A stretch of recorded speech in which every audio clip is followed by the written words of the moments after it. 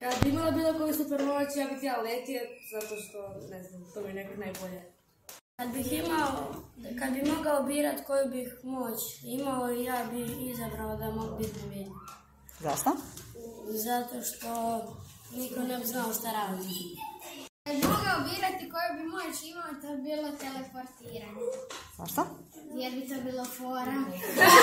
Mogu birati koju supermoć bi ti imat, bila bi nevidljivost. Zašto? Zašto je kako najbolje? Kad bi imao supermoć, to bi bilo zaustavljanje vremena jer je jako cool i fora. Jer mogu drugima crtat brkove.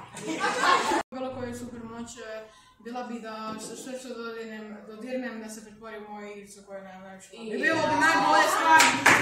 Volim bi meso predstaviti.